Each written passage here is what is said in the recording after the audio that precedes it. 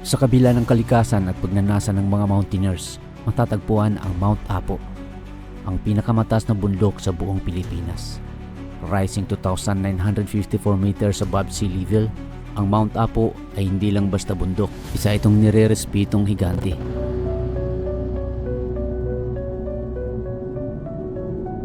Known as the grandfather of the Philippine mountains, this sacred mountain stands tall and proud in the heart of Mindanao. Sa bawat ulap na dumadaan at sa mga puno ng kagubatan nito, matatanaw ang kwento ng kasaysayan at kalikasan na nagbigay daan sa mga unang manlalakbay.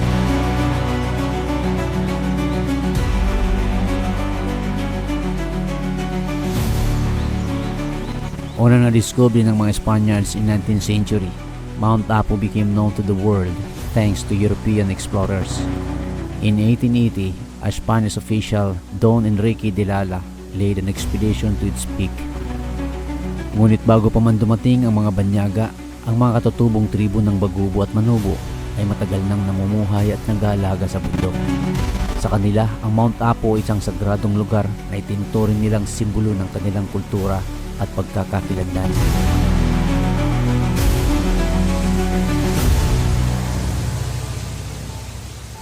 Climbing Mount Apo is not for the faint of heart. It is a test of both body and mind. Hindi biro ang lakbayin mula sa base hanggang sa tuktok. Umaabot sa 2 hanggang 3 araw ang lakaran, depende sa rutang tatahakin. Sa daan sa salubong sa inyo ang putikang landas, matudulas na bato, matatarik na akyatan, at pabago-bagong panahon na maaring magbago sa loob lamang ng ilang oras.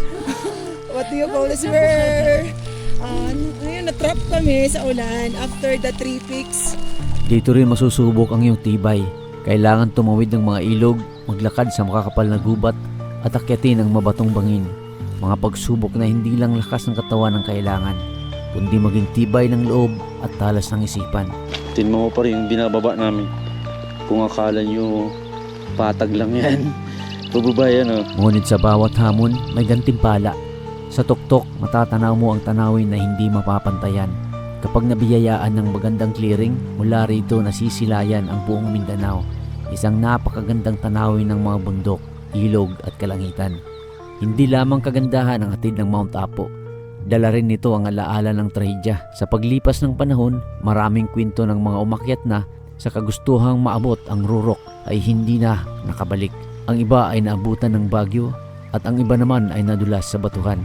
Isa itong paalala na ang bundok na ito sa kabila ng karigtan ay dapat igalang at hindi i-underestimate. Ngunit sa kabila ng panganib, patuloy ang mga adventurer sa pag-akyat, dala ng iisang layunin, masilayan ang kanyang kagandahan. Habang lumalalim yung binabaktas namin na kagubatan pa, mas lalong patarik yung inaakyat namin. Ito. Ngayon kasama ko ang buong team galing sa iba't ibang sulok ng Pilipinas, Samar, Leyte, Nueva Ecija at Benguet ay nagtagpo para harapin ang hamon ng bundok na ito. We're not just climbing to reach the summit, we're climbing for the experience, the friendship, and to honor the mountain's grandeur and mastery. But before this climb, we prepared by facing some peaks in eastern Visayas. From Trilogy in Ormoc, Lake Canagdan to Malingatong, and to Robas in Haro Leyte, all completed in 2 days. The following week, we took the challenge of Mount Kali in Babatngon, Leyte. And before all this, we completed a 21-kilometer run in Barayong Palo, Leyte, a true test of our endurance, pushing us closer to the physical and mental strength we would need for Mount Apo. Pero sapat na nga ba ang aming paghahanda para akyatin ang pinakamataas na bundok ng Pilipinas? This is Mount Apo, a place of history, challenge, and beauty. And this is our journey to the highest point of the Philippines.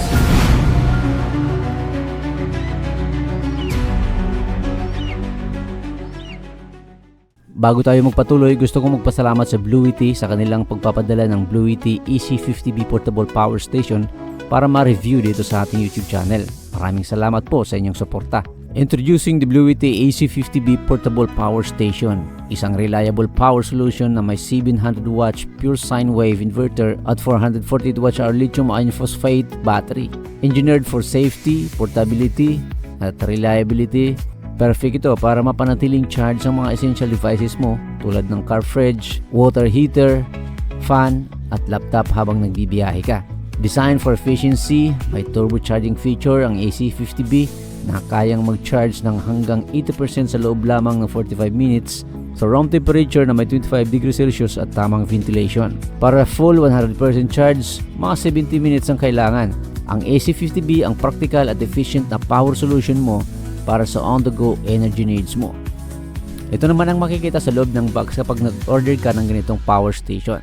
Ang portable power station mismo, AC charging cable, car charging cable, solar charging cable, isang grounding screw, isang user manual. Mayroon din silang mga optional accessories na available sa official website ng Blue Yeti, gaya ng USB-C to USB-C cable, cigarette lighter to DC 5521 cable para sa 12V devices na may DC 5521 port tulad ng mga routers, cameras at iba pa. At take note, ang solar ay hindi kasama sa package nito. Para sa product overview ng Blue Yeti AC50B, narito ang mga pangunahing bahagi at ports nito: DC input, DC power button, LCD display, AC power button, AC outlet, USB-A port, grounding terminal, AC input, USB-C port, power button, cigarette lighter port. Ang grounding terminal ay ginagamit para sa dagdag na safety kapag kinakailangan. To turn on the Blue Yeti AC50B, kailangan mong pindutin at i-hold ang power button sa loob ng 2 segundo hanggang magliwanag ang button. Ibig sabihin, naka-standby na ang power station. Kung gusto mo naman itong i-turn off, pindutin at i-hold ulit ang power button ng 2 segundo para i-turn off ang unit. Kung gusto mong mag-charge gamit ang alternating current, kailangan mong pindutin ang AC power button to activate.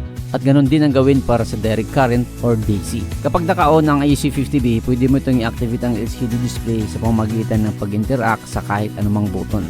Ang kagandahan ng portable power station na ito ay pwede nyong gamitin ng sabay ang AC at DC. Habang nag-charge ka ng iyong mga gadgets at batteries, pwede mong isabay i-power up ang iba mong mga appliances. At kaya nitong pagganahin ng iyong mga appliances up to 700 watts.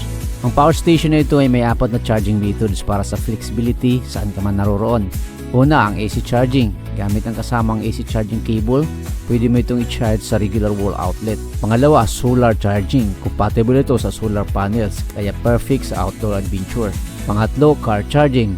Pwede rin i-charge ang AC50B habang nasa biyahe gamit ang car charging cable. Pang-apat ay generator charging. Compatible din ito sa generators kung wala kang ibang power source. Charging duration ay depende kung saan ang source mo. Sa regular outlet or generator ay maaaring umabot ng 45 minutes para sa 80% charge. Pero kung gusto mo ng fully 100% charge ay umabot ito ng 70 minutes. Kung gamit naman ang solar panel ay umabot ito ng 3 hours to fully charge. Ang portable power station na ito ay perfect para sa mga mahilig sa outdoor activities gaya ng camping, hiking at travel. Sobrang useful din ito kung madalas mag-brown out sa lugar nyo o kung nasa remote area ka na walang source of electricity. Compact pero powerful kaya siguradong maasahan mo para sa mga essential devices mo, whether pang adventure man o emergency use sa bahay. At isa pang magandang bagay para sa power station na ito ay pwede itong makontrol gamit ang Blue Yeti apps sa iyong mobile phone. Mag-install lang ng Blue Yeti app sa iyong mobile phone at i-follow ang instruction kung paano mag-connect sa power station. Kung interesado kayong subukan ng product na ito, bisitahin lang ang kanilang official website sa pamamagitan ng link na nasa ibaba. Available din ang Blue Yeti AC50B sa Lazada. Makikita rin ng link sa description ng video ito. Mulakat, talogan, dalay alaala, bagyo'y hangin lamig na kay ganda. Kapul ay isla ng Mula sa iba't ibang bahagi ng Pilipinas, Samar, Leyte, Benguet, Nueva Ecija, nagbiyahe kami patungong Mindanao para sa Mount Apo Expedition.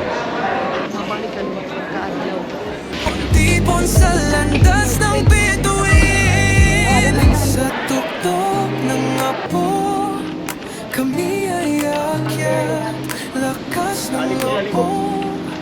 Dito na kami sa Davao para hindi namin kasama sa Kumpleto sana ang team pero sa hindi inaasang pagkakataon, biglang hindi makakasama si Sir Manny sa last minute.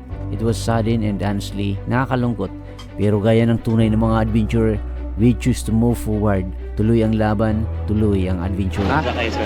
Kasi tatlo. Oh, may anak daw siya nakasama. Wala daw magbantay. Kanilang magbantay, kuya. Si Bibi. Hello, Bibi. Papa? Sama ka sa vlog, Bibi. Uban-uban di ay ka? Kasama lang siya lagi. Uban-uban ka? Uban-uban lang siya. Maayo na uban-uban papa na. Wala daw bantay yung baby niya. Sinama niya sa pamasada. Dumating kami ng Davao 2 days before the actual climb. So we had time to rest, adjust, and of course explore the city. Ito rin ang una kong pagkakataon na makatungtong sa napakagandang bayan dito sa Mindanao. Hi, welcome to Davao. Grabe po diri sa traffic.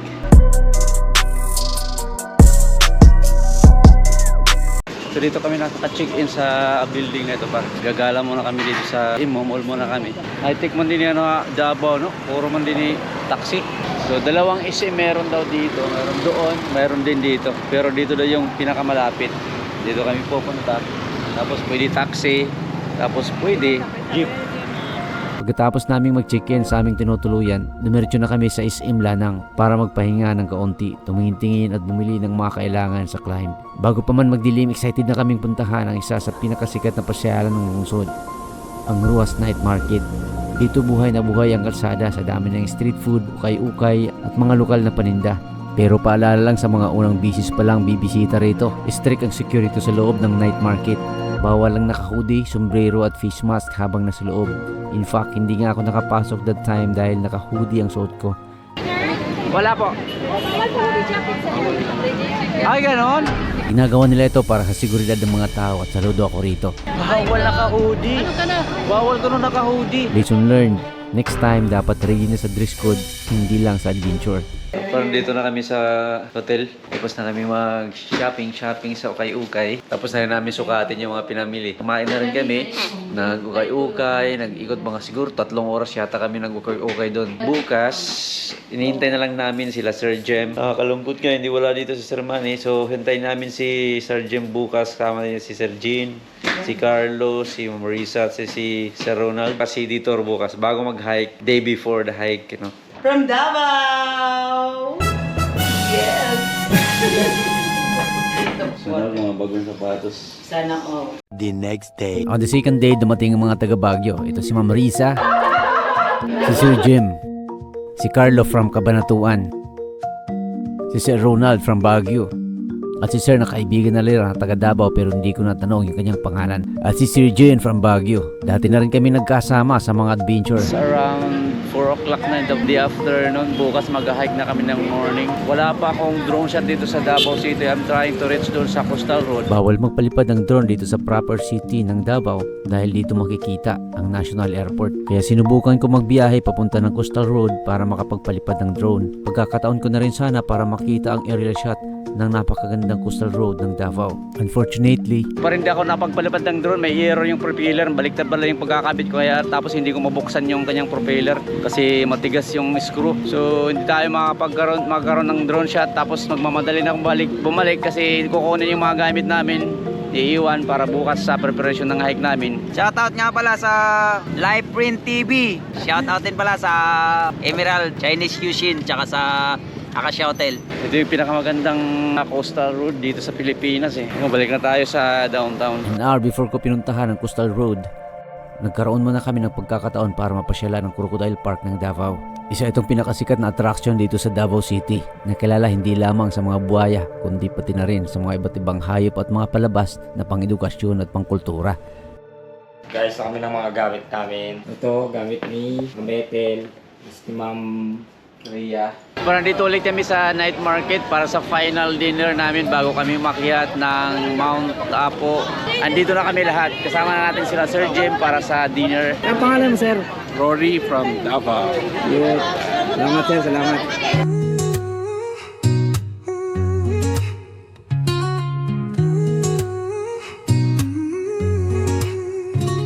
Mulakat balugan, dalay. The next morning. Time check, it's 2:30 na in the morning. Bagyo'y hangin, lamig na kay ganda. Kapul ay isla ng sinagatala. More moments later. Alright, par, stop over muna kami. We've been traveling for an hour na. Galing sa Davao City. Dito na kami sa area ng Davao del Sur. Sa Digos City na tayo. Mga mo na mga kay. Pandesal from Digos. Coffee break. Wala ka palang si Ogar, ma'am. Ulang yung pandesal. Ano ba yung guto-guruguti dito yan o? Buti ako yan o. Kita, pero akala sir, o tingnan mo. Sakto yung mismo sa akin, ma'am. Luwag sir, tingnan Sakto mo yung sukat nila. Let's pass it out. From the city of Davao, we traveled for almost 3 hours para marating namin ang Kapatagan. Dahil hindi kasama sa budget ng organizer ang aming breakfast at lunch, dito na rin kami kumain at bumili ng aming mababaon. 100 po. So, yung mga bisita, yung mga mag-aakyat, dito sila kumakain. Tapos dito na rin sila bumibili ng mga pagkain, yung walang mga baon. Dito na kami sa jump off. I-discarga lang kami ng mga gamit. Tapos yung mga backpack namin. Pero yung problema, mabigat yung mga backpack namin. 15 kilos, bro. 12 kilos ka? Ako, ilan daw lang kasi sa gym. Lock sa akin, para. Excited ako. First time ko sa Apo. First timer. Kantang experience ito. Si Lola, mayroon na siyang apo. Ngayon, Mag-aapo pa. mag-aapo pa. Apo, diyan ka lang muna pagbaba ni Lola. Yeah, let's get it on. Good luck sa atin ko yun. At ang bigat ng dala ko. Grabe, ilang kilo yan, ma'am? Isang kilo. First time, excited to climb Mount Apo. Sana makasurvive ng walang injury. Ingat tayo lahat. Ang Santa Cruz Trail ay isa sa pinakasikat at mahirap na ruta patungong tuktok ng Mount Apo. Ito ay kilala sa iba't ibang uri ng tanawin at hamon na dinaranas ng mga umakyat. Magsisimula ang trek sa Sitio Barro Ring na matatagpuan malapit sa isang hydroelectric power plant. Ang unang bahagi ay dadaanan ng mga taniman at pamayanan ng mga bagubo, kabilang ang Sitio Kulan at Sitio Tompes. Ang mga lugar na ito ay bahagyang pag-akyat at nagbibigay ng pagkakataon na makipag-ugnayan sa mga lokal na komunidad. Pagkatapos ng Sitio Tompes, papasok ang trail sa isang makapal na kagubatan. Ang bahaging ito ay may matarik na pag-akyat at madalas na madulas. Isa ring matinding hamon bago marating ang campsite ng Tinikaran. At ang pinakamabagal na pacing sa pag-akyat mula sa may jump off papunta ng campsite ng Tinikaran ay aabot ng 6 na oras. Hello, Teds, ang ako ang name, from Davao City lang. It's my 4th time to hike Mount Apo. Hi, Gam from Davao. It's my first time to climb Mount Apo. I'm so excited.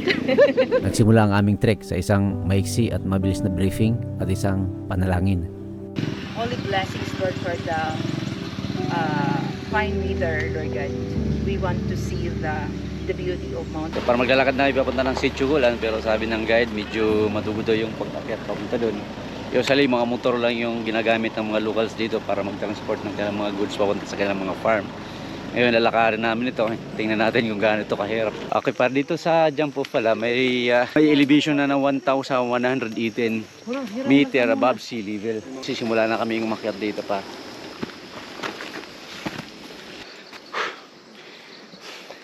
Ang lakad yan pupunta dito, medyo matarik. Tama ang sabi ng guide namin, medyo madugo yung simula. Lalo at meron kaming mga backpack. So naman ng ating backpack, tubig, tent, mga pangbihis na damit, tulugan. Siguro it's around 10 kilos. Dito na kami sa Sangkabiasnan. Ito na yata yung Sitio Kulan. Apa ang punta rin? Hanggang kailan kayo magmumotor? Doon lang. So ano na yung motor nyo? So parang dito na tayo sa Sitio Kulan. Dito ina-arrange o inaayos yung mga dala ng mga porter, tinitimbang. Tapos sinisegregate yung mga dala. Yung mga pagkain, kailangan personal na dala namin. Kasi yung mga usually yung mga porter, nag-uuna sila doon sa first campsite. So kapag nagutom kami, dapat meron kami dalang pagkain. Kasi hindi kasama sa package yung lunch namin. Kaya bumili na kami ng pagkain, baon. Ito pala yung dala ko, 13.5 kilos. 12 months ato. 12. Yung sa akin ang 13.5. Then sa porter, if traverse, 800 yung araw nila. Tapos yung minimum, yung dalahin nila 15. 15 kilos. Yes, pag 20, kunwari 20 kilos ka, Tapos yung exist mo 5 kilos. Yung 1 kilo 80. 80. Yes. Tapos 80 Times times 3. 5. Times 5. Okay, 5 din yung yung exist mo.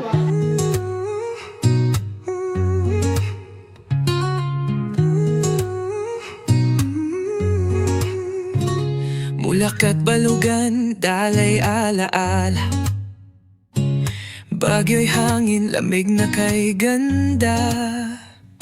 Kapulay isla ng sinagatala. Baloy tahanang may pusong dakila. Kabanatuan sa palad ng giting. Nagtipon-tipon sa landas ng bituin. Sa tugtog ng apo, kami ay akyat. Lakas ng loob, sa puso'y sumigla. Bawat yapak ay tulad pangarap. Sa ulap ng langit, kami magsisiklab.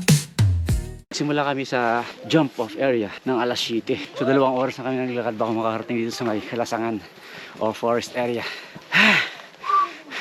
May portion na medyo nakapag-relax tayo ng ilang metro. Pero ngayon, pakita naman. Hindi ko alam kung makakaya ko ito sa loob ng 3 araw na trek. Alas 9:21, so mga more than 2 hours na kami naglakad mula doon sa jump-off. Pupunta dito. Ang pangalan mo, kuya? Alvin. Alvin. Taga dito ka sa Doon, Kulan, sir. sa Kulan pa rin. Denmark po. Sa Kulan din kayo? Oo. Lahat ng mga organ sa Kulan galing? Oo. Sa may konsityo sa Asula? Wala, sir. Sa kailangan ko kumain ng Baranakyo. Meron silang tinitinda dito na soft drinks. Kaya lang wala silang tubig. Baranakyo from Mount Apo. Yun ano, din sinabi ate. Galing sa Mount Apo na tubig. Ang lamig nga, no? Napakalamig. So next tubig ay nasa Camp 1 na. Mga 20 minutes lang galing dun sa unang tinambayan namin na may kubo na nagbibinta ng mga sari-saring paninda. Narating na namin itong Basakan E-Camp. So mula dito sa Basakan E-Camp ay mayroon pang 9 kilometers bago namin marating yung summit. So malayo pa siguro kami sa first camp.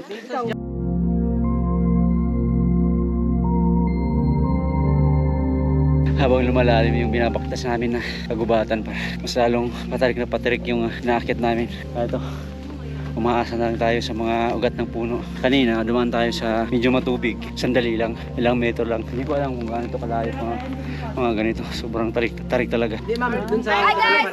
Wait lang! Vlog, let's go! Saan ka? Get na kayo guys!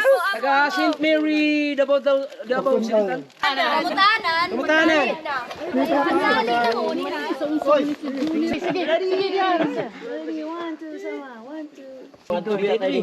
Parang hindi yata pwedeng video dito, no? Picture lang eh. Mga 2 oras na lang sumahigit or more or less 2 hours. Makakahiga na tayo. Yan ang tunog ng kagubatan. Lalo na pag dapit hapon na, no? Sabay-sabay sila umiingay. 10 miles blatter. Less than hour na lang daw. Ito yung bakas na hindi na siguro mabilang kung ilang mga tao nang nakaakyat ito at dumaan sa trail na ito pa. Isa ito sa matatarik pero akyatable naman dahil meron kang makapitan at magandang maapakan. At meron pa tayong nakakasabay dito na grupo ng mga estudyante. Welcome to Big Rock Emergency Camp 642 Summit. Stopover station, please. Galing ako dyan. Kanina pa ako. Bago kayo dumating, nandun na ako. Sa loob. Taga-Biringan kasi ako eh. Portal po. Lunch muna kami dito. Yung may mga baon. Yung walang baon, tambay. Dito sir. Ayos. Kanin saka pork chop. Sila Ma'am Ethel at si Ma'am Rhea ay nasa baba pa. Habang unti-unting umaakyat sa kabundukan ng Apo, mapapansin ang pagbabago sa paligid. Mula sa malalawak na damuhan hanggang sa masukal na kagubatan, kasabay ng pagtaas ng elevation, ay ang unti-unting pagdami ng makakapal na lumot sa mga puno. Sarap paglakad ng ganito. Ang mga sanga at katawan ng punong kahoy ay tila binalot ng berdit basang tila ng kalikasan. na nagbibigay ng isang mystical at may huwagang ambiyan sa buong paligid. Parang isang eksena mula sa isang fantasy film kung saan bawat takbang ay tila patungo sa isang lihim na mundo. Habang lumalalim ang gubat, mas nagiging hamon din ang trail. May mga bahagi itong matarik at madulas, lalo na kapag busa ang lupa dulot ng ulan. Uncle Wow, Adventures. Padulis Rama Amor. Yeah. Well, di sir, taga Davao ako. Davao ka mismo. Taga Davao.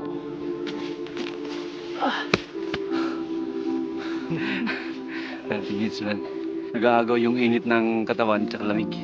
Yung pawis ko gusto kong lumabas. Sabi ng lamig, huwag kang lumabas. Paano?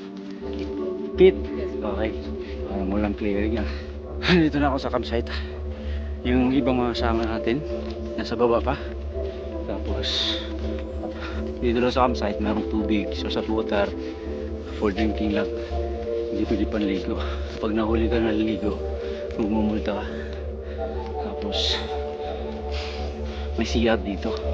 Pero kasama yung sabi na namin doon sa Sitchukulan yung CR. Hindi ko alam kung saan kami bibis. Mag-aalauna na ng hapon nang marating namin ang Tinikaran campsite. 2 person sir. Isa sa mga kilalang pahingahan bago ang final assault paakyat ng tuktok ng Mount Apo. Umabot kami na mahigit 5 oras na lakad mula sa jump off point, kaya naman ramdam na ang pagod ng bawat isa. Pagdating sa campsite, hindi na kami nag-aksaya pa ng oras. Agad nag-sit up ng tent para makapagpahinga at makarecover ng maayos. Sa ganitong klaseng climb, mahalagang mapangalagaan ang katawan, hindi lang dahil sa pagod, kundi dahil sa susunod pang mga hamon na naghihintay kinabukasan.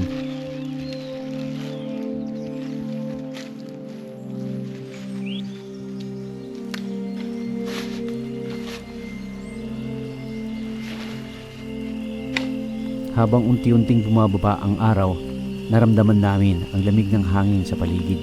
Ang Tinikaran ay napapalibutan ng mga punong may makakapal na lumot.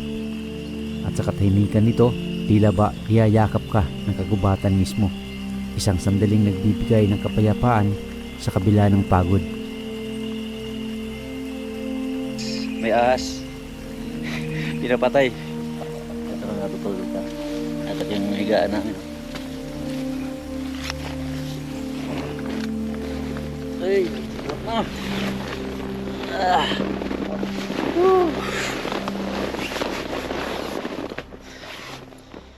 Ha. Pala sinasabi mo eh.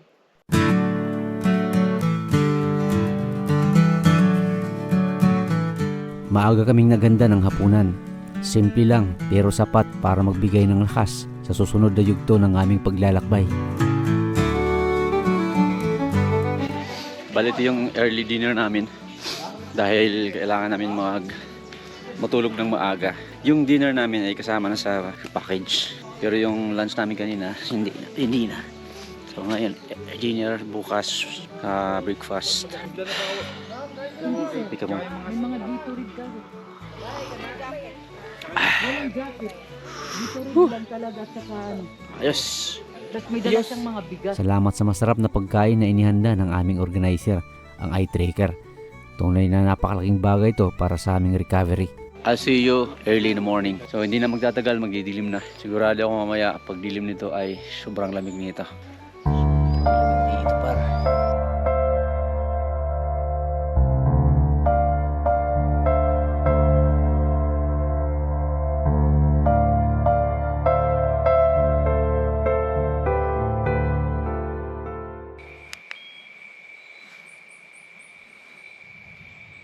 Good morning. Pakirami par. Stusi. Tapos kumukulog. Kumukulog ang langit. Kanina pa lang kumukulog. Pakina kami par kasi alauna. Mag-start na kami papunta ng Boulders. Puntahan lang namin yung mga kasama namin dito sa kabilang campsite. Ay, kay tisag ka na nga ni kami ma'am. Ah, kamanliwa. Oo. Ayos na? Ha? Ayos na. Bara ka naman Nagbinata alas 11. sa iyo. Good morning, Good morning po. It's super cold. Very cold. Ayos. Ready na pa pala. Para hindi na kami magluto ng pagkain habang paakyat sa matatarik na boulders at sa mismong summit, maagang naganda ng pagkain ng aming mga guides. Dala na namin ang aming breakfast at lunch, ready to eat at nakapak ng maayos para hindi na abala sa biyahe. Every ounce of energy counts. Kaya ang strategy, kakain na lang kami kung saan kami gugutumin, kung kailan kailangan ng katawan. Walang set na oras, ang tanging batayan ay ang pakiramdam ng bawat isa habang umaakyat sa malamig, madilim at hamong trail papunta sa tuktok. Meron na kami mga baon na pwede kainin from breakfast to lunch. Kali para mag-start na kami mag-trek ngayon papunta ng boulders. Mula dito hanggang sa Camp 2, siguro aabot lang daw ng 30 to 40 minutes na lakad, depende sa pacing namin. Mula sa Camp 2, mag-rest lang, pwede mag-breakfast or... Nadili kami ng ilang minuto sa hindi malamang dahilan. Imbis na alauna ng madaling araw ang aming simula para sa final assault, alas 2 na nang makalis kami ng campsite 1. Sa mga ganitong akyatan, bawat minuto ay mahalaga talaga, lalo na't ang timing ng sunrise sa summit ang isa sa pinakaabangang bahagi ng buong adventure. Natida, ayan. Angkol, wow. Ito yung white sand dito, pero talagang beach talaga, na kuan. Sand talaga sa beach, oh. Bago pa namin marating ang Boulder Face, isa sa iconic at pinaka-challenging na bahagi ng Mount Apo, kailangan muna naming tawirin ang isang matarik na segment ng trail. Dito sinalubong kami ng mga tumbang punong kahoy, makitid at madulas na daanan at mga ugat na kailangan apakan at kapitan para makalagpas. Medyo mahirap siyang lampasan, lalo na sa dilim at sa lamig ng madaling araw. Malaking bagay yung mga ugat na hawakan natin. 15 minutes mula dun sa may Camp 2 ng dito na kami sa entrance ng boulders. Boulder Face, Sibulan, Santa Cruz, Davao del Sur. Habang nagpapahinga kami sa entrance ng Boulder Face, saglit naming ninamnam ang malamig na simoy ng hangin at ang tanawing unti-unting nabubunyag sa likod ng kadiliman. Sa gitna ng katahimikan, may isang bagay, o mas tamang sabihin, isang tao ang tunay na nakaagaw ng aking pansing. Nakilala ko si Amaya, isang 9 years old na bata na kasama namin sa pag-akyat. Kasama niya ang kanyang mami, si Mami Joyce, at pareho silang kalmado, matatag at determinado. Sa murang edad, hinaharap ni Amaya ang isa sa pinakamahirap akitin na bundok sa buong Pilipinas. Isang bagay na hindi madaling gawin kahit para sa mga adult mountaineers. Nakaka-inspire sa edad na siyam, kasama niya ang kanyang ina sa ganitong klase ng adventure. Banding na puno ng hirap, lakas ng loob, at hindi matatawaran na daala. Mami, anong pangalan mo? Joyce po. Joyce. Joyce? Okay. Nung dalaga ka pa, ma'am, umaakyat ka na talaga? Yes po. 2013, nag-start na ako mag-hike. Panganay mo to? Ilang anak Only mo na? child. The only child. Asan yung ano mo, yung partner mo? Nag-work po siya para makapag-travel kami. Nice! Shout out kay Daddy! Daddy, oh! Live TV po yan. Huli! Ayos ah. Boulders na tayo, sir. Kayo yung mga sir, no? Cebu yung matik o limatik. Limatik. Alas 3:30, simulan namin mag-hike dito sa entrance ng boulders. This is another part of trail dito sa may Santa Cruz. Kanina nalampasan na natin yung kagubatan. Magsisimula naman tayo mag-hike sa pamamagitan ng mga boulders. Isa dito sa mga challenging area or trail na nadadaanan papunta sa summit. Makikita pa natin yung mga sand, white sand dito. So nagsisimula pa lang kami umakyat dito sa boulders para nalalasat na namin ang sarap ng sulfur. Sa baba, hindi ko lang makita sa video pero may mga usok na lumalabas mula sa mga boulders. Meron siyang epekto sa katawan ng tao. Maaaring makasuffocate or ano pa yung mga epekto nito. Hindi pala talaga biro dito sa may boulders. Sa mga challenging parts gaya ng sinabi ko kanina. Lalo na kapag meron kang dala gaya nito. Medyo mahirap ng tahakin pagdating sa may boulders. Hindi lang dahil sa mataas at malalaking tipak na bato na kailangang akyatin, kundi dahil nararamdaman mo na rin ang epekto ng taas ng elevation. Habang paakyat, unti-unting numinipis ang hangin. Ramdam na ramdam mo ang bawat hinga. At sa ilang bahagi ng trail, lalo na malapit sa sulfur vents, malakas ang amoy ng asopre na parang sinusunog na guma. Mahirap huminga habang hinihingal ka at may amoy na tumatama sa ilong at dibdib. Sakit na yung ilong ko dahil sa sulfur. 2 minutes before 4 AM. Dito pa rin kami sa mga boulders, sumakit pa rin. Hindi ko alam kung gano'n na kami kalayo. Yan po yung boulders, yung iba nasa taas na. Kaya lang gabi, kasi 4 AM, Grabe, sobrang taas na yun. Tapos yung mga porter, may dala silang 45 kilos. Time check for 17 a.m. From the 3-kilometer entrance of the boulders, paakyat po kami. Paakyat kami papunta doon sa mataas pa, mataas. Pag nag-wear naman ng mask, mas lalo pahirapan ng paghinga. So kailangan hanap ka ng lugar kung saan malamig siya tapos hindi umaamoy yung sulfur. Sa gawing yun, paro. Papunta na ito yung usok ko. Ito yung sulfur vents. Tapos maririnig pa natin yung buga niya. Mas makuha naman, masungot na nga di ma'am. Kailangan natin mag-move. Pero kasan di makikita sir eh. Nag-i-error kapag madilim.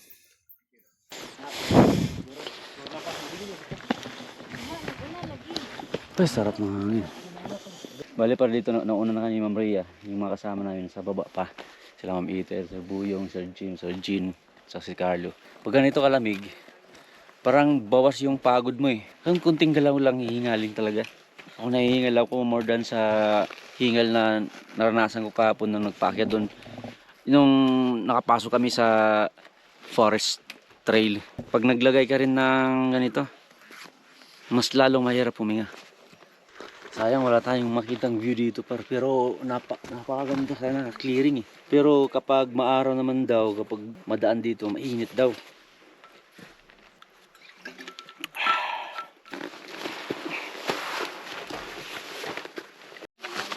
Ito yung makikita ko sa mga hiker par.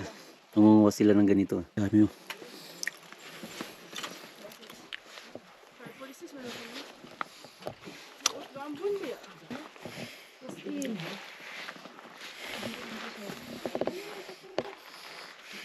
May asim, may tamis.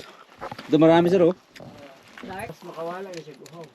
Oo nga sir ano? Promise. Nakakusog po na yan? Oo, parang lumalakas yung tuhod ko. Makasmell ka ng ano langhap ka ng sulfur, kain ganyan, wala. Tapos yung tingin ko sa mga bato parang ang liit na. Ay. Parang may amat ah. Hindi, yan yung bagong Pilipinas. Alas 5 ng umaga parang dito na kami sa tinatawag nilang Gabrooks. Ang gabrok ay isang term na ginagamit ng mga guides at porters. Hango ito sa tunog ng mga nagkakabungguang bato o sa tunog kapag nadudulas ang paa sa matarik na lupa't bato. Isa rin itong colloquial term na ipinangalan dahil sa delikado at sliding na terrain sa bahaging ito. Nangutak tayo. Hindi ako niyo doon agay. Sakit akong liog na panahulan ng mga hula na sa tulog-tulog na. Kinan. Hello. Gusto rin kay Badit. Shout out sa Lakalipaw. Atay ka. Shout out sa I-Triggers. I-Triggers yung pangalan ngayon. Kaya sa ano natin sir, grupo natin sir, I-Triggers, solid I-Triggers. Gusto niyo ng ano, magandang serbisyo. Magandang serbisyo, gwapo yung mga guide, I-Triggers lang sa Kalam. Yan si Pit Viper. Namatay yung Pit Viper siya, yung nabuhay. Kawawa yung ahas. Kinagat ka ng ahas, yung ahas na namatay. Pit Viper talaga sir. Sinuntok ko sa Sikmura, sir. Kasi maganyan man siya. Maganyan, dito ko sinuntok. Kasi sir, totoo talaga sir. Totoo ba? Totoo? Kinagat yan siya ng Pit Viper sir. Pit Viper namatay siya, hindi namatay. Wala nga talaga siya, dito ko sa ulan. Nabilin sa tower ni Woo! Pasoy.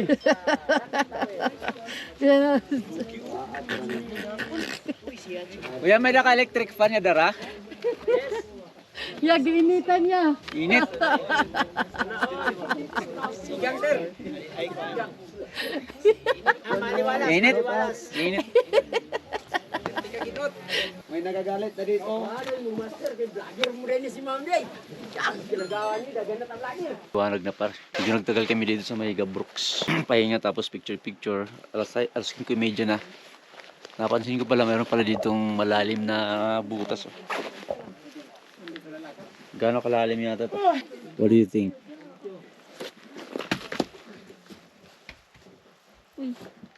Ang tagal lang oh. Malalim, baby. Bibi Amaya. Swimming pool. Hello. Shout out kay Bibi Amaya. Ilang taon na yan? 9 years old, di ba? Alright.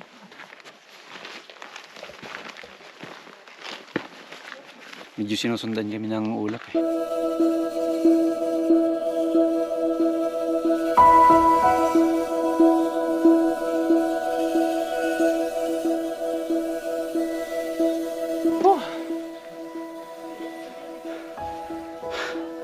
Hindi biro, hindi pala mag-akyat dito.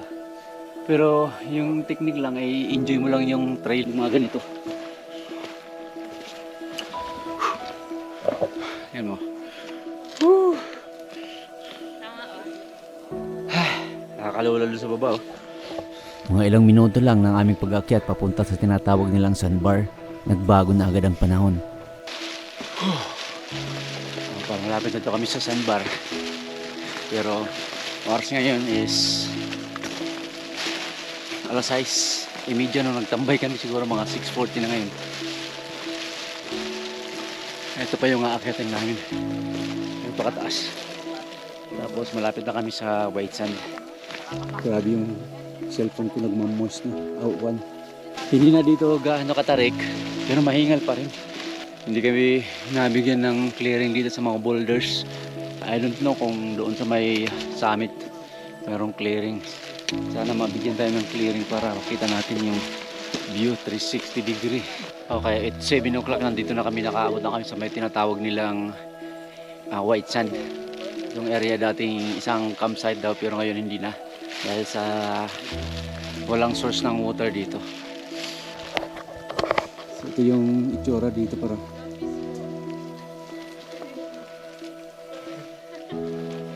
Umuulan na. Maglalakad kami ng papunta doon para akyatin na naman yung bahaging pinakamatarik sa lahat ng trail dito, yung tinatawag nilang 87. 87 refers to number of degree yung inclination niya, so 87 degree.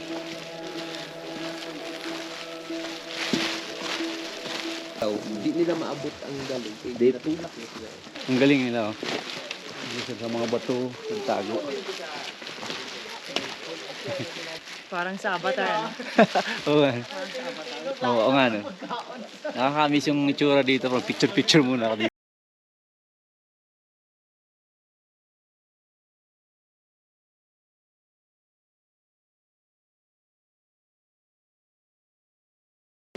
Ay, thank you sir. Tuma na nag-back trail.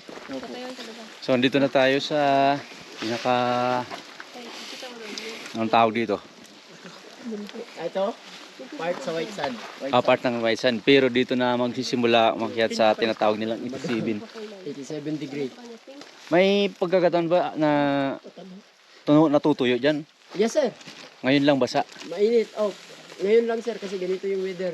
Kahit may bagyo na ano yung pag-asa, dito sir, clear na clear. Ah, ganun? Oo, totoo sir. Amazing. Kaya yung sir, yung akyatan dito, yung tourism, hinayaan kami na kami ang mag-decide dito kung go ba o hindi. Go or hindi. Usually sir, pag malakas yung ulan sir, hindi talaga kami tumutuloy kasi yung dinaanan natin yung sa Boulder Face, yun, parang falls din yun sir. Galing dito sa taas yung tubig. Pero hindi nagtatagal. Hindi nagtatagal kasi naman, pababa. Mataas yan. Hindi nyo masyadong ma-appreciate kapag sa video ng GoPro. Pero ito yung kanyang inclination pa yan. Tapos, yan may puti umakyat. Tapos yan may orange na doon. Unsa mga kauman sa tulo kapi. Pero inaakit na natin yung tinatawag nilang 87. Medyo nahuli ako dahil nag-drone shot pa ako kanina. Maliwanag to. Umaraw ng sandali lang. Ngayon, puno na naman ng ulap. Pero nakita ko naman yung Crater Lake sa drone shot mula dito sa ibaba. Ngayon, nag-aakyat tayo. Kasama natin siguro yung porter namin na may dalang 40 kilos na bag. Imagine, mula doon sa jump off hanggang dito. Pero nag-overnight kami doon sa Camp 1. Itong dalang-dala niya. Si Kuya Jack. Mataas nga talaga. Buti may nakahawakan tayo ng mga ganito. Malapit na tayo sa Crater Lake.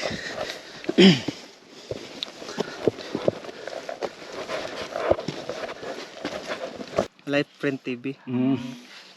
Picture ko sir para makita ko yung fan mo. Vlog mo. Mile sir, mile. Mile. Kasama mo? Nandun sa baba sir. Hindi, kang ko to, kasama lang to. Kasama sa hike. Ano mga ma'am? Apple po. Apple. Shoutout po sa inyo. Kasama kayo sa vlog ha. Ito po. mga nakasabay natin. Tsaka yung kwan. Sandagliners po. Tandagliner. Shout out. Pandaw, ano sir? Tandagliners po. Tandagliners? Okay, shout out. First time po rin, sir, no? First time ko dito. Masakan pala dito ng tuhod. Masakan po, sir. Mali yung mga nabasa natin sa internet. Easy lang daw, easy.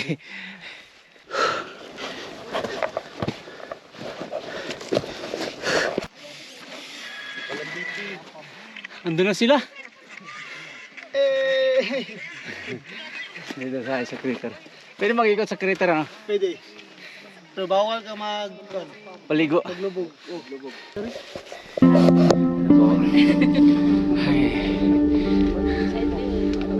Alas 8 na ng umaga nang marating ko ang Crater Lake ng Mount Apo, isa sa mga pinaka-iconic at sagradong bahagi ng bundok. Tahimik, malamig at tila humihinga ang kalikasan. Ang hangin ay may halong hamog at ang tubig sa lawa ay kulay berde asol na kumikislap sa sikat ng araw. Ang Crater Lake ay hindi basta-bastang lawa. Ito ay isang sagradong lugar para sa mga katutubong tribo na naninirahan sa paanan ng Mount Apo, kaya ng mga Bagubo, Manobo at Ubo. Ang Crater Lake ay tinuturing na tahanan ng mga espiritu ng kalikasan, kaya't bilang mga bisita, nararapat lamang ang paggalang at katahimikan habang naroroon. Dito pala yung daan namin pa. Traverse. Madugo nga pala yun. Yung mga kasama natin nandun na. Tapos, ito yan mga natin. Kapag nag-aakyat dito, it requires na mag-overnight. Pero meron naman D-hike. Nagsisimula ng alas 12 ng madaling araw. Makakabalik kayo ng hapon. Pero wala kayong dala, tubig lang. Pagkain. Yun lang. Kaya naman. Pero, sa mga malalakas lang yun. Pasa kami ng crater. Then, malapit na kami sa summit. Mula sa Tinikaran campsite papunta ng summit ng Mount Apo, inabot kami ng halos 6 na oras. Kasama na rito ang mga pahinga, picture-picture moments at syempre ang mga kwentuhan sa trail, mga sandaling nagbibigay lakas at saya sa gitna ng hirap. Hindi madali ang final assault, bawat takbang ay ramdam sa binti, bawat hingal ay malalim dahil sa taas. Pero sa bawat saglit ng pagtigil, sa bawat tanawing dumudungaw sa gilid ng bundok, alam mong unti-unti ka nang papalapit sa tuktok. Kapag maganda yung vlog. Ako mag-vlog ka din, ma'am. Oo. Alright, par, we made it to the summit of We made it! Digos City Peak dito sa Mount Apo. Ang tuktok ng Mount Apo ay binubuo ng 3 peak. Alas 8:30 ng umaga nang marating na namin ang unang summit na tinatawag na Digos Peak. Pinangalan ito dahil ito ang bahagi nakaharap sa Digos City, isa sa mga gateway patungong Mount Apo.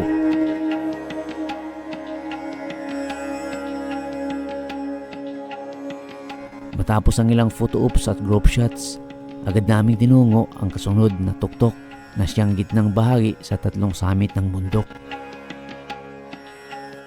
Ang ilan naming mga kasama ay dumiretso na sa Camp Reyes para bumaba. Kami na lang ang nagpatuloy. Dito nakasalamuhan natin ang mga kapwa hikers mula sa iba't ibang parte ng bansa. Ito na nga t-shirt nyo ah. Hello po. Orange. Shout out po sa mga estudyante ko sa Pampanga. Shout out po sa mga ka-workmate ko at saka sa mga kaibigan ko sa Bulacan. Shout out sa inyo, sa Rizal. Ma, okay lang ako. Okay. Buhay pa ako. Buhay pa ako.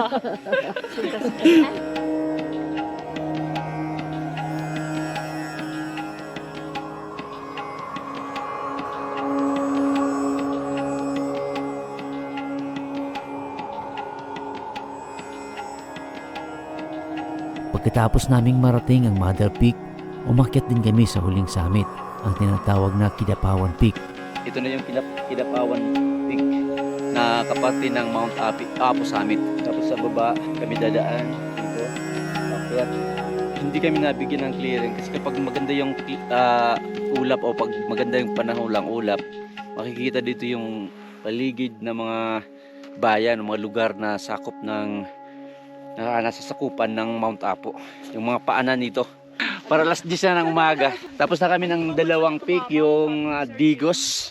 Tapos na kami dyan sa tinatawag nilang Mother Peak. Ngayon, inakyat na namin yung Kidapawan. Cotabato Peak daw. Kidapawan, Punta na Cotabato namin. Peak. 3 province. Amo na isiringan ko ang porter, awan guide. May bag ka kuno madi. Maware. Pariyo ka lang kuno hingalong.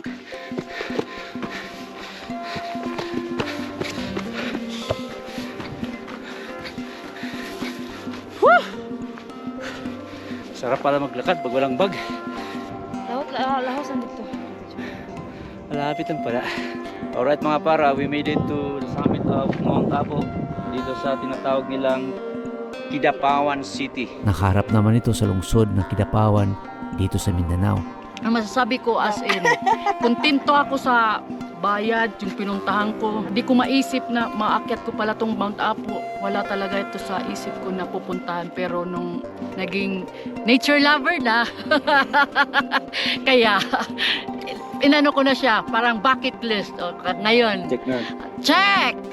Mount Apo! I love Pilipinas! Matagal ko na po pinaplano umakyat ng Mount Apo. Single pa po ako. 2021, nag-register po ako na-cancel because of the COVID. Then, luckily, God's timing, nakasama ko sina Ma'am Ethel and Kuya Nold and the rest of the team. Sir, sobrang salamat. 3 picks po. At the age of 44, may 2 anak, 2 operation, pero thanks God talaga for the... With backpack. Yes, it's backpack. 12 kilos. Thank you, Lord. And thank you, the grandfather of mountains in the Philippines, Apo. Thank you. God blesses all mountaineers. Kung kaya ko, kaya nyo rin. So, come to Mount Apo. Shout out to my husband who's sleeping at home. Fourth time. Nakaka-addict si Mount Apo. Ano sa part yung nahirapan ka? Ito, yung inakyat natin na route. Kasi ang natry ko... marami kasing route. Maraming route. So, Bansalan. Yung first ko baliktad, Bansalan to Santa Cruz. Itong sa atin is Santa Cruz to Bansalan. Mahirap siya kasi umakyat tayo ng boulders. Tsaka pinakamataas siya sa lahat ng ng route ng boulders na na-try ko. Mas maano yung sulfur. Mainit. Nakakahingal. Kasi sa yung ibang trail, hindi siya malapit sa sulfur vent. So although nasa boulder ka, walang sulfur. Kanina ang daming nakita mo, 'di ba? Sulfur, mga yellow. Yung sa kabila wala. So, which part of the trail na nag-enjoy kayo? Ito nasa peak kasi alam mong patapos na.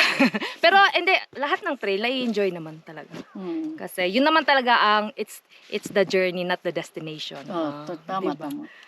Lahat yun, tsaka yung mga tao nakasama mo, nakikilala mo, Salamat, nakifriend Miga! mo. Salamat! Nice Moral to meet you! support. Talaga. Tama, Miga. Hindi tayo makapag-drone shot dahil walang clearing at umuulan na rin. So, pauwi na kami. So, papunta na kami sa kabilang trail para sa exit na ng aming Mount Apo adventure. Maraming salamat to Sir Manny. Hindi ko masyadong na-enjoy ang moment habang nasa Roro kami. Walang clearing, hindi ko nasilayan ang 360-degree view na inaasam ng bawat umaakyat. Mula sa boulders hanggang summit, hindi kami tinantanan ng ulap. At sa totoo lang, naging abala rin ako sa pagkuha ng mga shots gamit ang kamera at drone, kaya't hindi ko masyadong nanamnam ang sandali ng tagumpay. Kinabukasan na namin nasilayan ang magandang clearing, pero huli na ang lahat dahil nasa ibaba na kami ng bundok. Hindi man namin natanaw ang tanawin mula sa tuktok, sapat na ang karanasan, ang hirap at pagod at ang tagumpay na marating ang pinakamataas na bundok sa buong Pilipinas, ang Mount Apo. Isa itong karanasang hindi malilimutan. At para sa iba pang detalye ng aming paglalakbay, mula sa pagdaos-dos sa trail, sa ganda ng campsite, hanggang sa nakamamanghang forest trail ng Bansalan, abangan nyo ito ang susunod na episode na aking i-upload.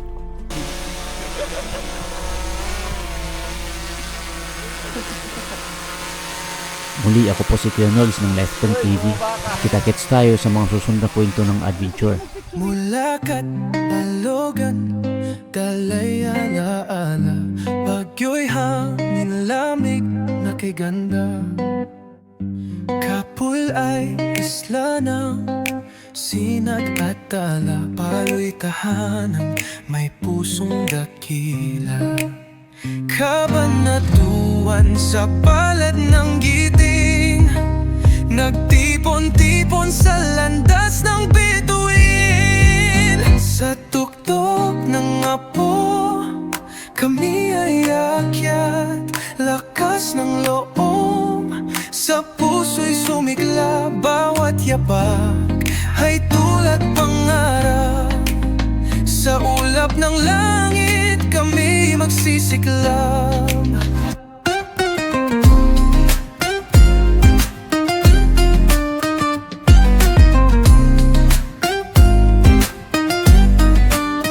Boulders ay halimuyak ng lupang payapa, lagaslas ng hangin, hinig ng pag-asa. Sa bawat hakbang, pagod ay giniba, ngiti sa gisag ng tibay at saya. Lunti ang gubat, tanod ng sigla, naghatid sa amin sa rurok ng dala.